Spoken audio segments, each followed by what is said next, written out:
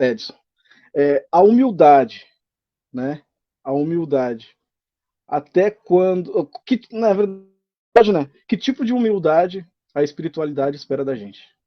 Essa é a minha pergunta. Um coração generoso, por si só, já é solidário. Um coração generoso já é simples e humilde. Nem toda a caridade vem com generosidade e solidariedade. Nos dias de hoje, muitas caridades vêm com intenção. Intenção de ser aceito, intenção de ser premiado, intenção de ser escolhido, intenção de ser sobreposto, intenção de se manter e intenção, muitas das vezes, de subjugar algumas pessoas por bondades, por feitos, não por fato. Eu, quando olhava o pastor Venício, deixa eu me lembrar, eu gosto de fechar os olhos, como funciona assim, o pastor Venício, o Luiz Alberto, Vinícius, Luiz Alberto e o senhor Ladislau. O pastor Ladislau eu já falei sobre aqui uma vez nas lives, e o Sorriso, que é um amigo meu. Quando eu vi eles pregar, eu ficava fascinado, porque Deus, em graça, me colocou perto de pessoas. Infelizmente, muita coisa eu não soube aproveitar. Mas nesses 4 que eu falei, eu aproveitei o máximo, porque eu já estava um pouco mais maduro, o que eles falavam da espiritualidade sem falar em doutrina espírita. Do que eles falavam da espiritualização sem tocar em vida após a morte.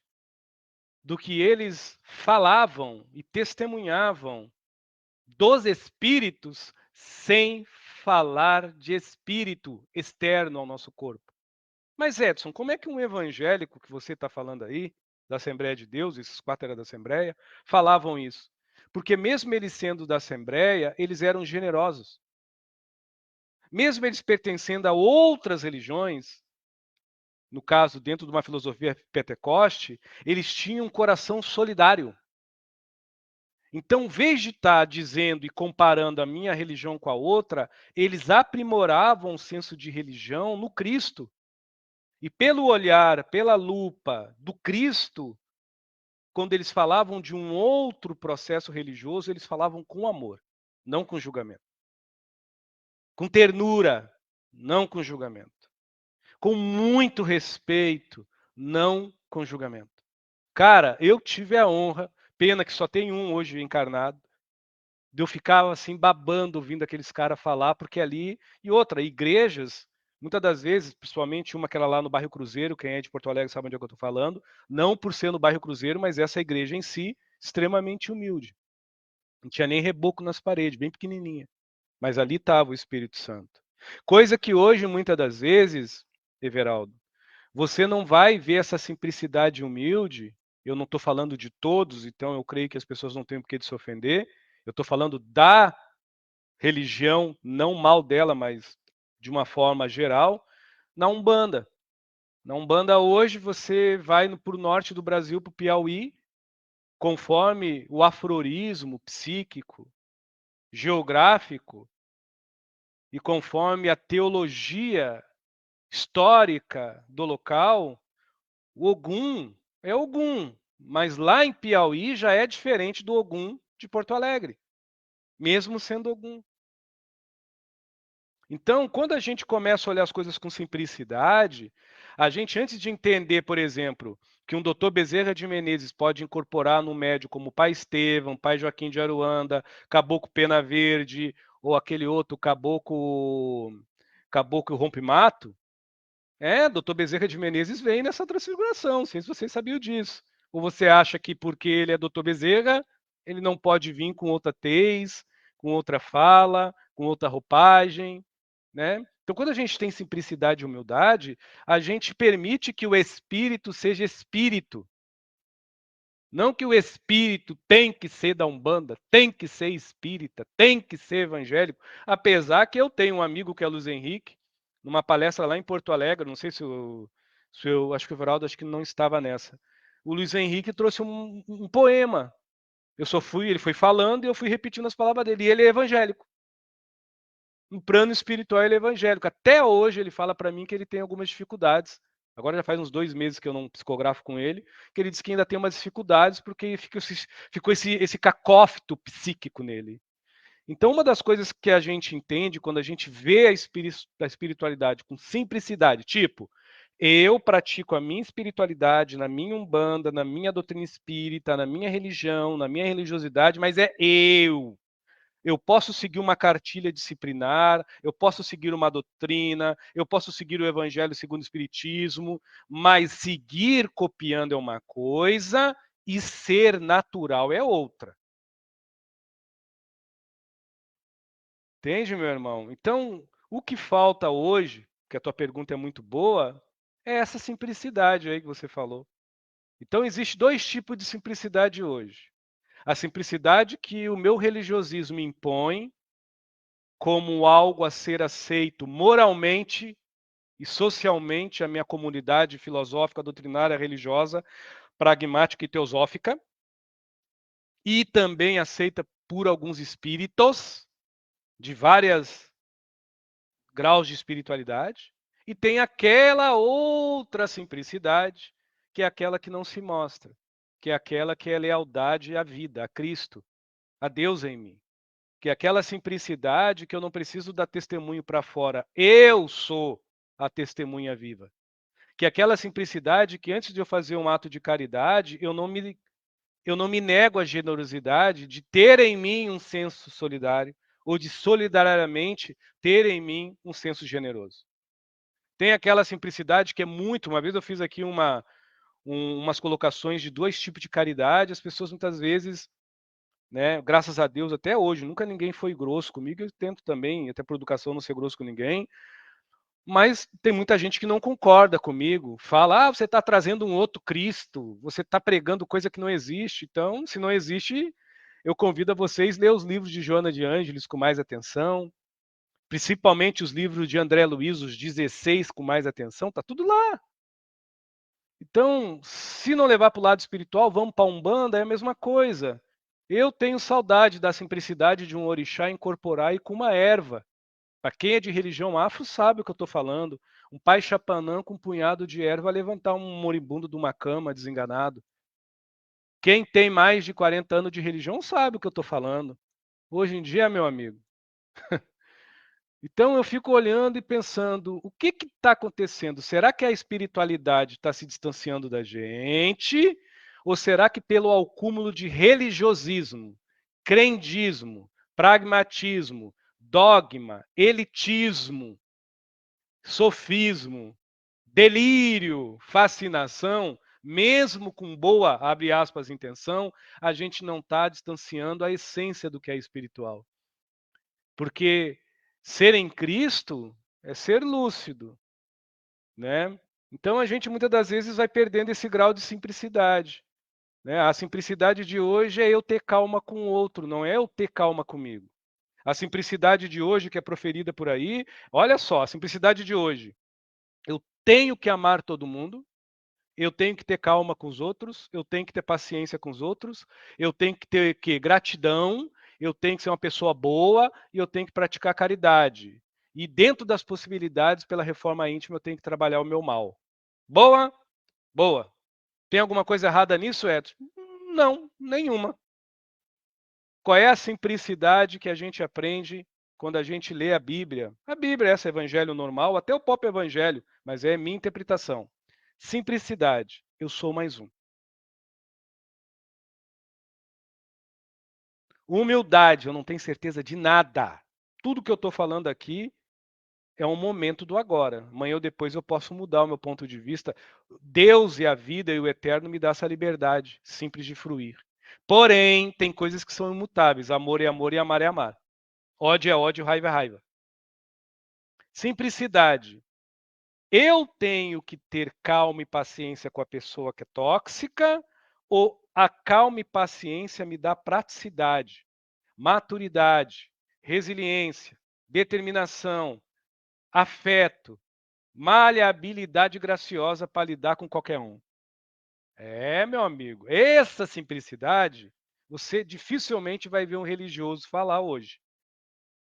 Porque se vende-se em todas as filosofias religiosas, umas mais, outras menos, uma salvação para fora, e quando se busca para dentro, é sempre buscando para dentro, tendo cuidado de parecer bonzinho e tendo, né, a cautela de se manter perfeito. Ah, mano, é ruim demais, meu Deus. Onde é que está a naturalidade do ser, né? Hoje eu não sou mais evangélico, mas eu amo ler a passagem de Jesus quando ele estava lá na gandaia, tomando o vinho dele e dançando em volta da fogueira. Com quem? Com os sacerdotes da lei? Com os poliglotas de doutrinas e filosofias? Com teólogos? Não, ele estava lá com prostituta, ladrão, prostituto, michê, drogado, porque tinha um monte de bêbado. É com esse tipo de povo e de gente que hoje a sociedade vê de uma forma torta que Jesus encontrava mais rápido a salvação.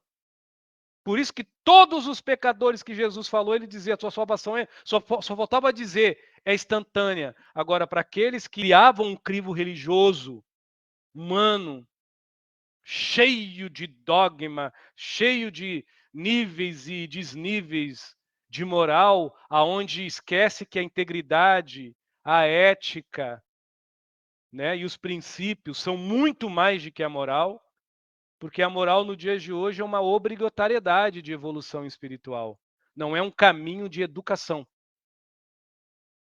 A moral de hoje, ela é vista como um grau evolutivo espiritual. Por dentro eu posso estar arrebentado, destruído, destroçado, posso mandar todo mundo para o inferno, desde que na casa espírita, na casa de Umbanda ou dentro da minha casa, eu prego o nome do Senhor Jesus. Então, se a gente vê a coisa com simplicidade e realidade, fica cada um na sua consciência se eu estou falando alguma bobagem.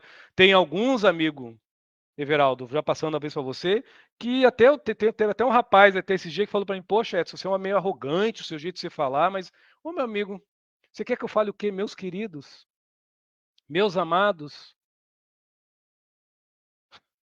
Então, a moral, ela se apega em cacófito linguístico, a santidade de caridade exterior, ela se apega em quê?